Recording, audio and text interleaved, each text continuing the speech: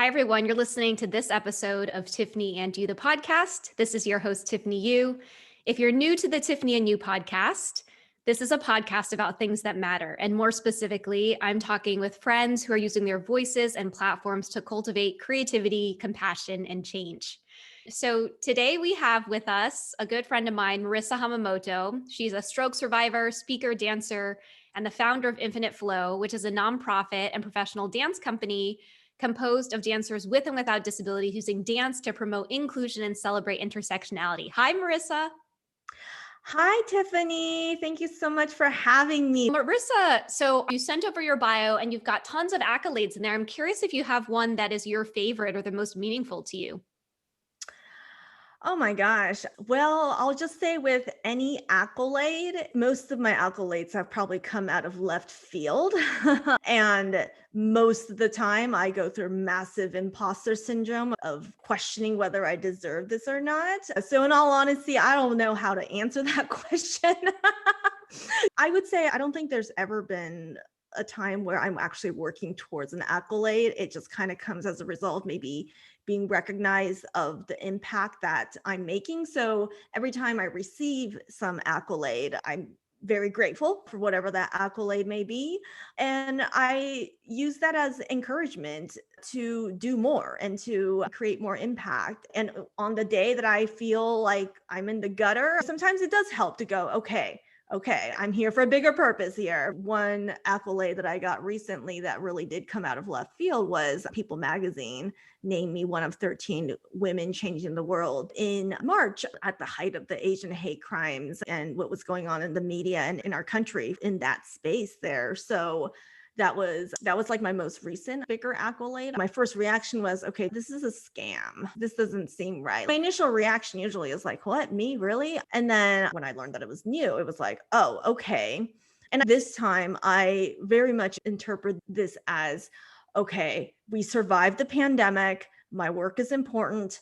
I better do more. Just consider this as a message from the universe that more work in the space of inclusion needs to be done. I love that answer because similar to you, as long as you're doing the good work, that the honors will come. And I view those as a way to reinforce that what you're doing is in alignment with your mission and your values. You mentioned the dualities of receiving all of this praise and achievement and accolades for the work that you're doing at Infinite Flow and trying to balance that with everything that's happening with the rise in anti-Asian violence. I wanted to check in with you about how you've been feeling. We live in California where the majority of some of these incidents are happening. How are you doing? How am I doing right this moment? Right this moment, I'm doing okay.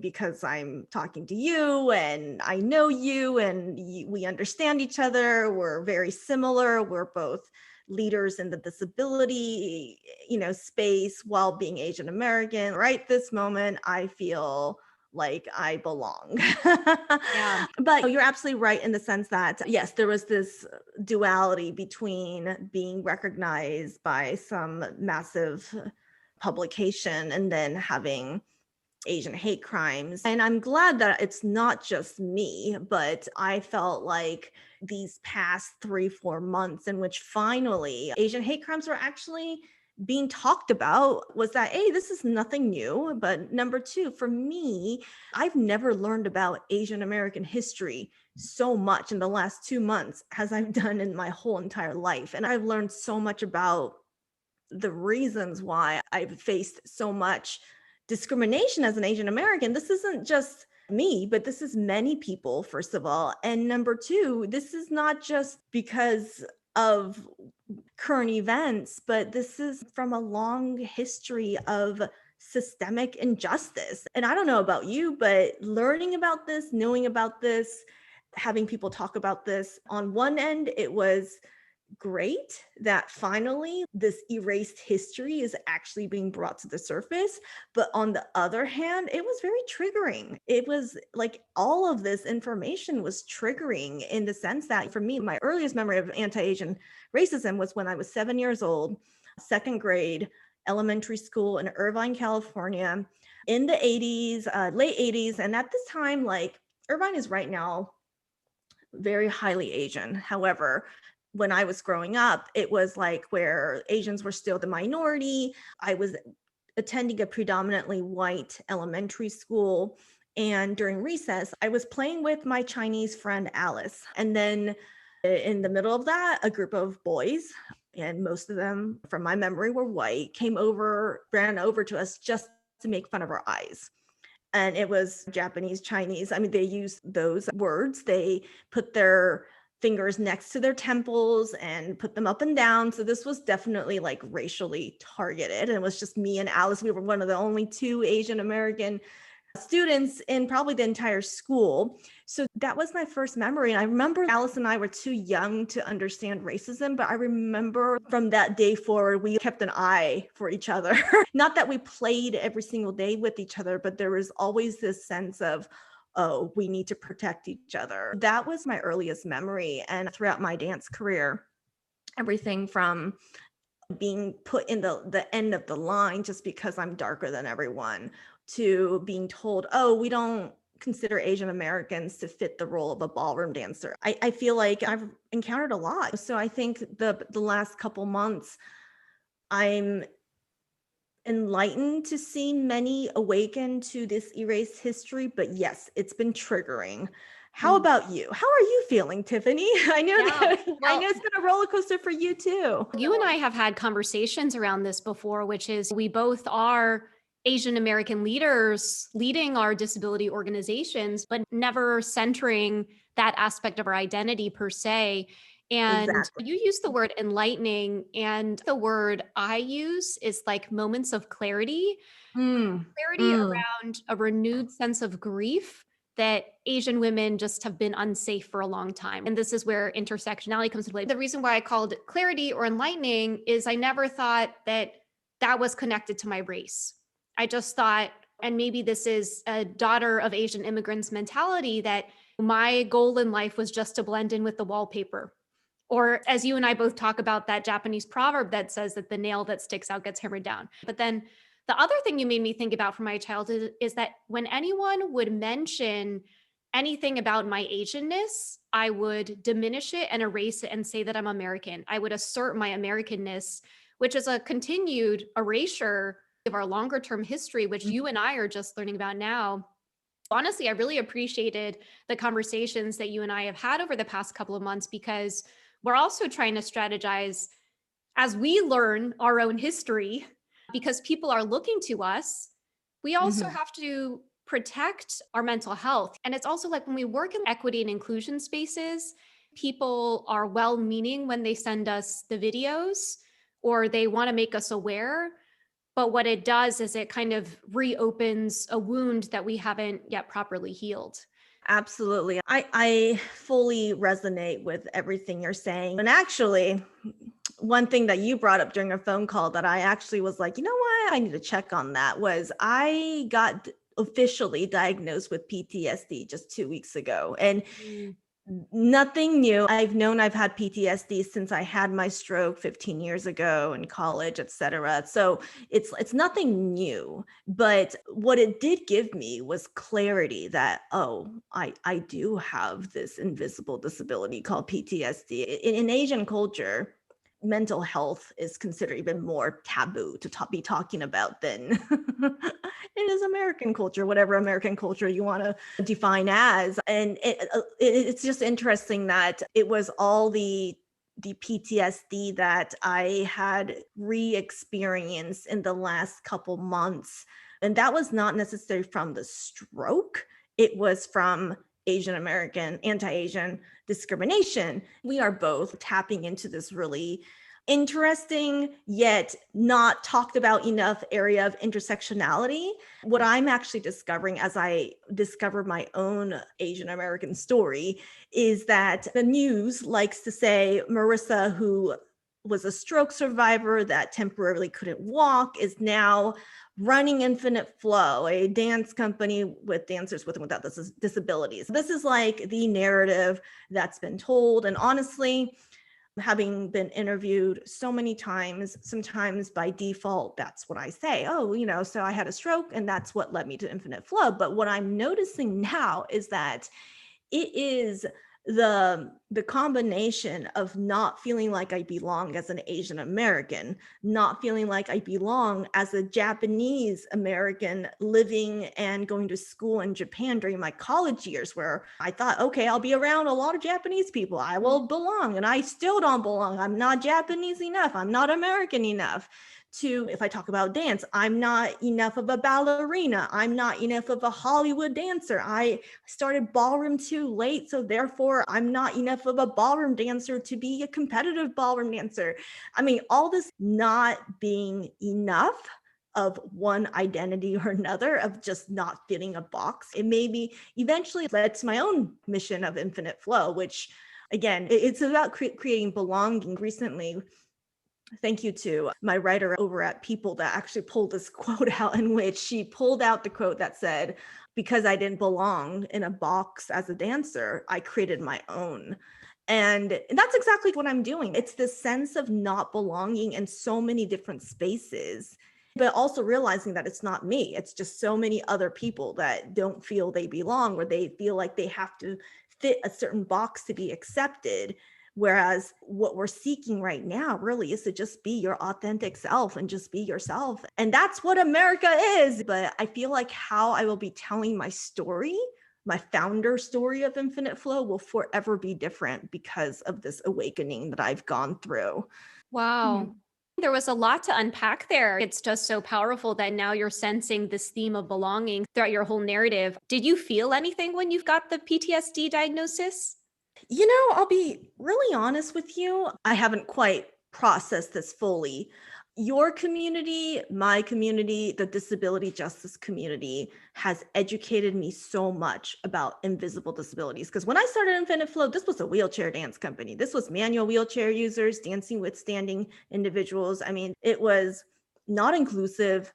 It just kept on going broader and broader. And then it was only in the last, like, I would say a year or two, where actually a couple of my youth students started talking about their invisible disabilities. And then on social media, thank you to many that are educating their audiences around their own chronic illnesses and invisible disabilities, I will say that it was a combination of, oh, I actually do have this.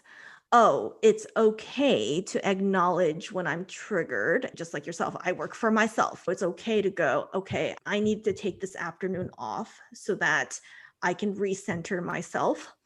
And it's okay to give myself permission. But also, just in general, I feel like oftentimes in the disability space, whether this is spinal cord injury or disability justice, I feel like I've always been seen as the non-disabled ally. And somehow the word ally, like, I feel like I'm an ally to the Black community. I feel like I'm an ally to LGBTQ. But when people say that I'm an ally to the disability community, I feel like, whoa, hold on. I feel like I'm in it, but I couldn't quite put that in words. So now it's like I'm starting to understand how even within various, the reason why even diverse ability, your community exists, and this is not just spinal cord injury, not just deaf individual, this is disability in all different types, everything from visible, invisible to everything. There's this sense of being able to empathize with each other.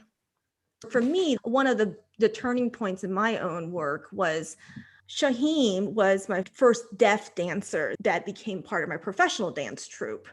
And it was very interesting because it was actually through this flash mob that we did at Venice that I found him. I can't remember how I found him, but anyway, I had met him around that time. So I invited him to dance with us, and he very much resonated with this idea of using dance as a catalyst to really break the stereotype and really send out a bigger message. And for this flash mob too, it was where I had individuals of all different walks of life, identifying with all different gender, sexual identities, as well as disabilities coming together. And what was happening is that because when you do have a disability, you can have empathy for another, or I would hope that you can. For me, that was what's been happening in my case. And I'll be really honest, there's a lot of shame around from a cultural place. When I got my stroke, I was in Tokyo. I had no one to turn to. I thought mental illnesses were fake at that time. Mm. Nor did I even know the term mental illness. There was just a lot of shame of admitting that I even had PTSD and going and getting help. This is also where intersectionality comes into play. So Mhm. Asians are 3 times less likely to seek mental health support. I have a feeling, due to a combination of racial trauma and intergenerational trauma, there are more of us out there. And the more we can speak out about what we're experiencing from a mental health perspective, by leading by example, because you talked about being unapologetically yourself, we're able to open up pathways for other people who look like us to say, hey, if Marissa and Tiffany are doing their thing and managing their triggers and living with a mental health condition, then that's where it is. Let's go ahead and take a break. And then when we come back, we'll continue chatting with Marissa. And we are back from the break. We are chatting with Marisa Hamamoto, who is the founder of Infinite Flow, also named one of 13 People magazine, Women Changing the World. Before the break, Marissa and I were chatting around, you called it an awakening, of how your founder story around Infinite Flow was really this desire to want to belong, which ties in with our earlier themes. And the biggest theme that resonates with a lot of Asian Americans is being seen as this quote unquote perpetual foreigner in our own country. I always like starting out my podcast by sharing how I know my guests. So even though this is after the break, I want to share how Marissa and I met. We met because Tatiana Lee was doing a workshop at the Apple Store in San Francisco, and then we grabbed dinner. But you and I didn't really get to chat until the Was it the Adidas Adidas flash mob? Was it? Yeah. but then Okay. before that, Kima and Mark did do that Yes. dance Yes. at The co-working space. Mhm. the wildfires benefit, which Mhm. I'm going to link a YouTube version of it, because they danced to a song that is now my favorite song, called What About Us by Pink. And I danced in your flash mob and I was super awkward. And Oh, no, no, no. Come on. You were not awkward. You did an incredible job. And I was just really proud of you to get out of your comfort zone. that's true. So, That's yeah. true. Because that was definitely me getting out of my comfort zone. I will share that video as well, because that was something really fun to participate in. And that was actually my last time in LA before the pandemic started. Yep. But since then, we've had a virtual blossoming friendship because Marissa participated in a Facebook program 2 years ago, which I then participated in last year. And honestly, I just really love the way that Marissa runs Infinite Flow, and really inspired by her leadership. Usually, I start my podcast by talking a little bit about origin stories. And you have touched a little bit on the stroke that you experienced 15 years ago, the fact that you were a dancer. I'd love if you could share the origin story of what led you to create Infinite Flow. Sure. The short story is, yes, I had a stroke during college that temporarily paralyzed me from the neck down, which led me to Infinite Flow. That's the short story. But I would say that dancing has always been my passion as long as I can remember. And during my teen years, I pursued a professional ballet, career, but my body just didn't fit that mold. It was just a lot of rejection, a lot of no's. When I was in college and I was in Japan, I had a stroke, which temporarily paralyzed me from the neck down. And to me, that was a big slam of the door to my dance career altogether. Now, I did walk out of the hospital 2 months later. Everything that happened in the hospital is a little bit of a blur, to be really honest with you. But I did walk out. Today, I am mostly physically recovered, except one thing that you and I actually share is, I don't think I've ever shown you this, but I've also got a slightly Our hands up to the screen because she's telling me that you do have a little bit of a hyperextension, little bit, but not as much as you, yeah, but it's I do have, my left hand has a little bit of hyperextension. And so there's a little bit of paralysis left in my left hand. I don't consider myself physically disabled anymore. The stroke brought a lot of trauma from my childhood back. And that was everything from the Asian American racism to the body shaming. I was also sexually assaulted by one of my ballet teachers who also didn't believe in me.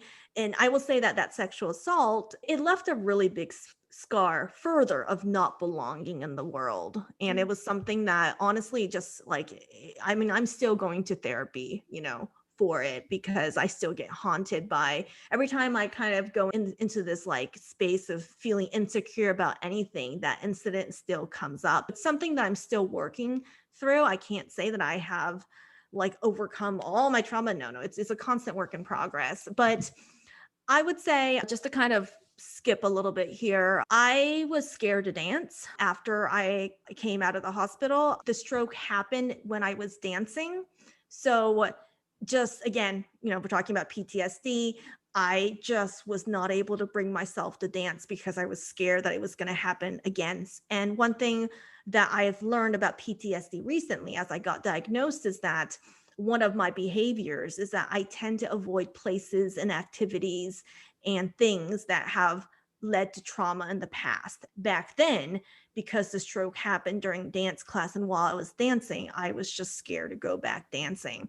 I went to grad school. It was very low key life. I had a very mellow part-time job teaching English, got through 3 years. And after I graduated from grad school, when I asked myself, now, what do I don't want to do with life? And all I wanted to do was I still wanted to dance. So there was always a part of me that felt like I was destined to be a dancer. And I think back now, there was also a little part of me at that time that I wasn't just going to be a dancer, but I was going to do something amazing with dance that was much bigger than myself. So that was always part of me. I was able to get back into dancing through discovering ballroom dancing 3.5, 4 years after I had my stroke. And something about dancing with a partner was just fun. I had really socially isolated myself. So naturally, this craft of partner dancing and social dancing, I mean, it's social dancing. So it brought me back to being around people, which was much needed. So I got really addicted to it and somehow made it my career, and then moved back to Southern California, moved to LA in 2012. I was like giving myself a fresh start to start my dance career all over. However, I quickly learned that I was just not fitting the box of the Hollywood dancer again. So I'm again feeling this sense of not belonging. And a couple years in 2014, I hit rock bottom. I just kind of lost my purpose of why I was doing what I was doing. And that was when I accidentally discovered wheelchair dancing. And something about being a stroke survivor, having been in that place where I was not able to move my upper or lower extremities, and seeing that someone who has paralysis is able to dance, that was like a really like, whoa, I didn't even know that this existed. It naturally drew my attention.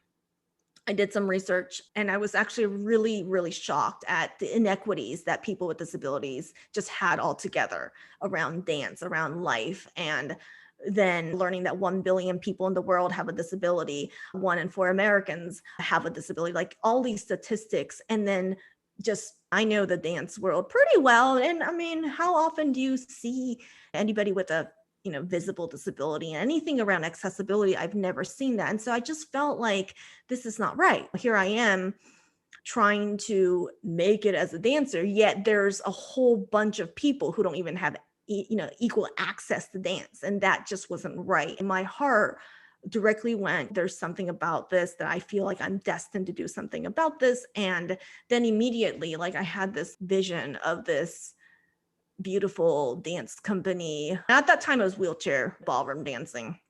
I was like, that vision. So then I met Adelpho. Adelpho was a paraplegic athlete who had zero experience dancing. We met on social media. We got into the studio.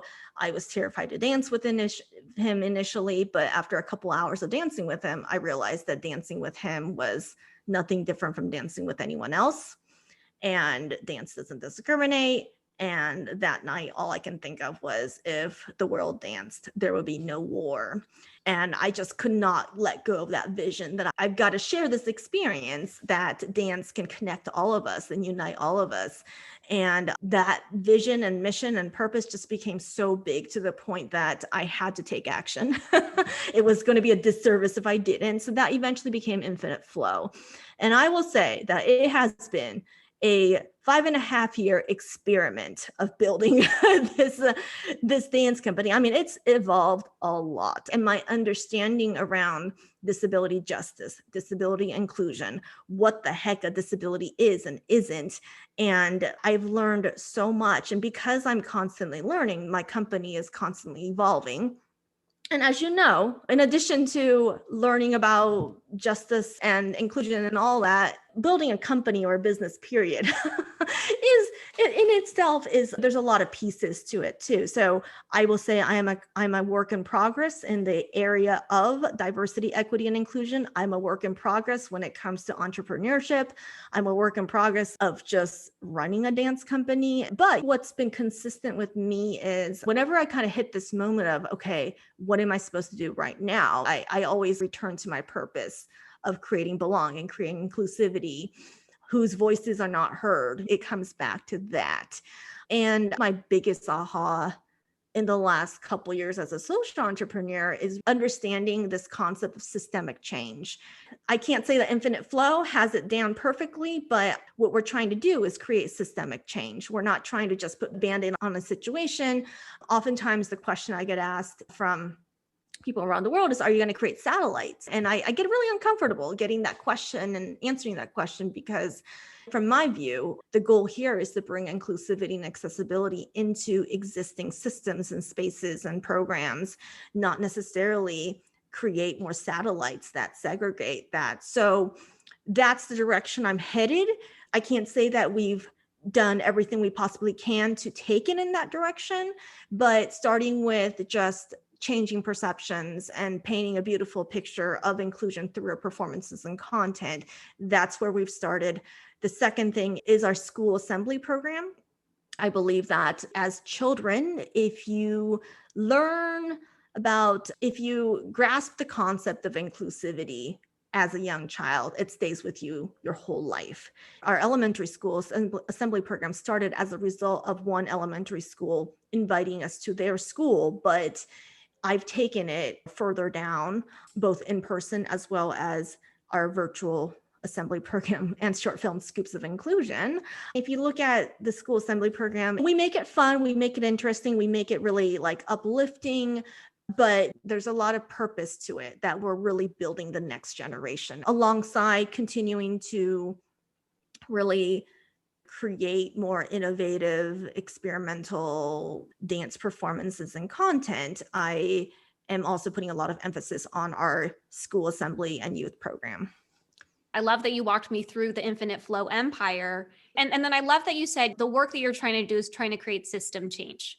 And what you're highlighting, though, is that we are operating in a system, and disability intersects every single part of this system. You talk a lot about using creativity for a bigger purpose. What you've been able to do is you've been able to find a skill that you have that you know how to do so well, and use that to start a conversation to bring more allies or accomplices into our work. Can you talk about how you're using creativity, art, dance to really help drive these conversations? Sure, absolutely. If we talk about diversity, equity, inclusion, and the education around that space, I mean, this is all very important. I would say that we complement that education, whether it's around unconscious bias or systemic racism or anything traditionally educationally there. It's important our efforts complement that.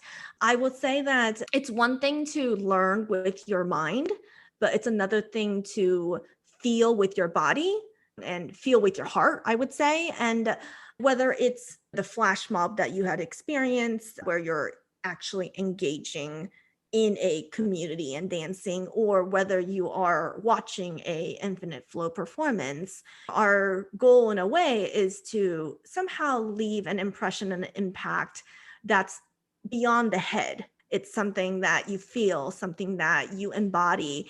There's a quote by Brene Brown that says something along the lines of how information moves from your head is through your hands. It's kind of like that, in which you can learn, think, but unless you apply, it doesn't become something. And I feel like we all have a body and we all can feel, and what you feel with your body has a lasting impression on you. And that's just something I know as a dancer. If I relate this to my own stroke, and something that I probably don't talk about enough, but I probably should talk more about, is I remember 2, 3 weeks in being in the hospital and saying, okay, now it's your time to go to OT and PT and start doing rehab. And I would be wheeled to this therapy center and they would give me a list of exercises, and some I was able to do, some not. But I noticed that all these exercises were very dry. Lift your knee 10 times. In my case, I lost dexterity. So one of the exercises that was very difficult for me was squeezing a ball like 10 times. It was things like this. But then for me, I was like, okay, these exercises are a good starting point, but there's just so much more to movement as well as feeling your body. I have a really hard time putting into words what we do at times because a lot of it's just coming from like intuitive feeling, Mm. but a lot of it's just feeling. A lot of it's also like I'm very blessed with such an amazing team of dancers with disabilities and not, who are just ultra talented, that already their presence breaks the stereotype in so many ways. That in itself, they say that the medium is the message, and that in itself is amazing. But where my personal strength and genius comes in is to be able to not just highlight the stereotype that's being broken, but what we can create together. Because that ultimately, this is not about putting one person on a pedestal saying, oh, look at this person. It's really about how can we work together. So going back to your question about creativity, for me, dance is the only thing I know. That's kind of what it is. But I do believe that we are each creative human beings, whether we know that or not. And you can define creativity in however way you want. Just getting out of bed, we all have a different way of getting out of bed. That in itself is a creative practice from my point of view. We can choreograph getting out of bed in a gazillion different ways, like from a choreographer's point of view. So anyways, with that said, I do think that each of us are brought onto this earth for a purpose, for some purpose. And I would say that combining your passion or your skills in the creative field with a purpose that you care for, when you align those two things together, magic does happen and you do find fulfillment. When I talk in the social entrepreneurship space, or when I talk at colleges, that's my message. Combine your passion with a purpose that you care about. Try to combine those two things and you might be surprised on the fulfillment that you get, but also the impact that you create. But definitely do it with authenticity. Don't do it just for the sake of doing it or to attract attention. Like, do it because you really genuinely care and love what you do. You talked a little bit before the break around what it meant for you to be labeled as a non-disabled ally. Only then recently are you learning, due to this recent PTSD diagnosis, you are part of our community. But even before knowing that, what was driving you to want to continue to learn more? You talked a lot about disability justice in this conversation. And it can be easy, if you are labeled a non-disabled ally, just to do the bare minimum and people for you to think that you're great. You continue to do the work to figure out how to be better to our community. When a lot of times that's an uncomfortable place to sit. We're always opening ourselves out to being canceled or being called out. I'm just curious, like, what that driver is for you to want to be better, want to learn more. And hopefully other people who are listening to this can use that as motivation. My short answer to that is that I'm an empath. So when something is not right, even if it doesn't affect me. So for example, a video on social media is not captioned. So thus Shaheem and other deaf individuals can't access that. Somehow the empath in me doesn't do well. I personally get emotionally affected because I've been othered basically my whole life, and that inaccessibility creates othering. I will also admit that I've been called out on the lack of accessibility accommodations too, and I've had to learn along the way. It's not like I have this down perfectly. I'm constantly learning. The driving force is just empathy. It's empathy. It's really also putting yourself in someone else's shoes. I mean, it's something that you tell kids to do. It's basic humanity 101 stuff, but it's that. One thing right now that I'm starting to also understand, and this is also like watching diverse ability. What you do too is really, I'm not the expert at everything, and so allowing others who have more expertise in one thing to be the voice when it's called for. I had to let go of perfectionism, and this is coming from my own education around what white privilege is. And I'm not white, I'm Asian, but white privilege behavior is what I'm talking to, for anyone that's like wondering here. But the perfectionist in me felt like I had to be right and I had to be perfect on everything, versus now I see it as, I start off with, I'm a work in progress. Let's give someone else the voice to share that part of the inequity, or that can be a better voice in one area or another.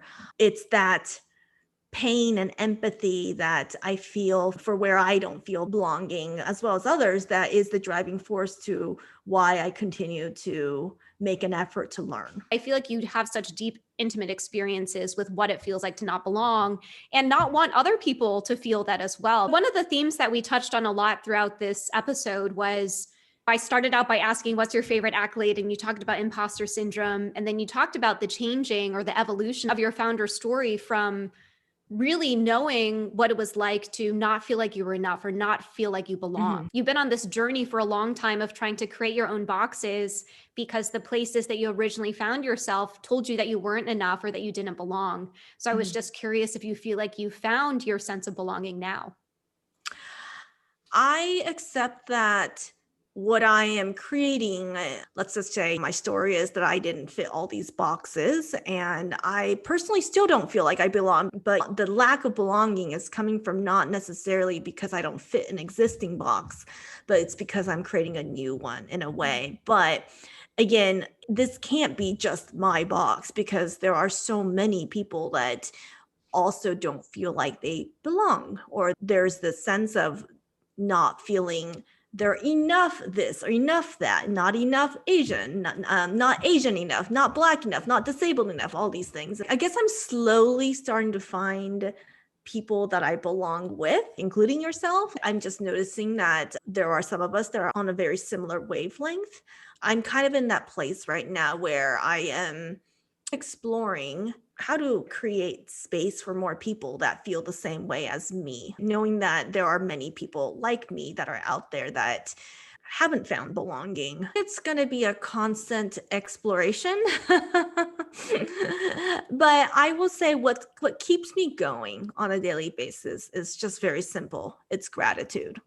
It's feeling grateful for what I have right now, feeling grateful for all the opportunities and all the people that come my way, all the lessons. It's a simple state of gratitude that keeps me going, as well as feeling that I matter. One of the affirmations that I do have to repeat myself is that I matter and I'm valuable. And it's something that I do come in and out of. And I know that this is not just me, this is many others. But what I always kind of ground myself into is whenever I'm having like this episode of just feeling insecure, feeling like I can't, like going into like this negative talk cycle, I catch it. I take a moment, close my eyes, and list 10 things I'm grateful for. And usually that centers me. That's exactly what keeps me grounded. I've noticed that a lot of this lack of belonging is also made up in my own head.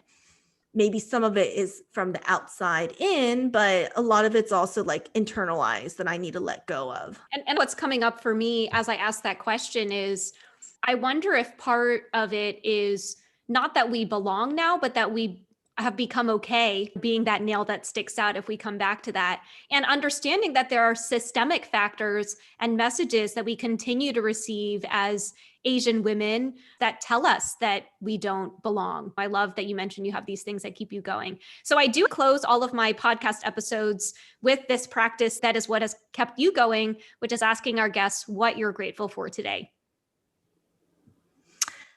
I am grateful for having this conversation with you today and being this totally chill conversation because we know each other, we understand each other. This may be one of my first podcasts where I actually really know someone.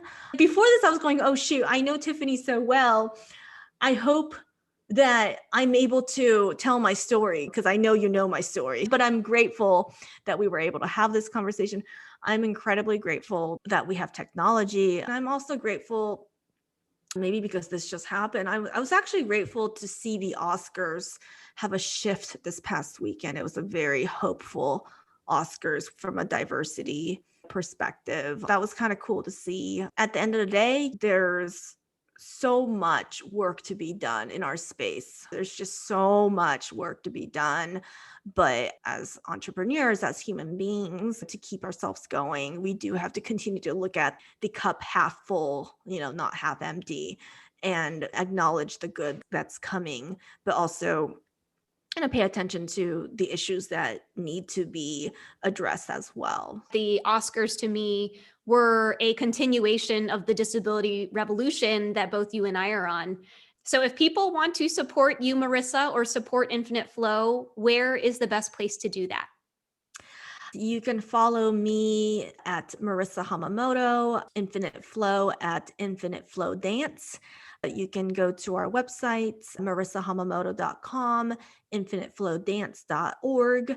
You can sign up for our email list. If you want to watch Scoops of Inclusion, which is our short film for kids, you can go to scoopsofinclusion.org or just follow the links through my website. So thank you so much, Tiffany, for having me. Of course, Marisa, thanks for coming on the show. And that is the end of this episode of Tiffany and You.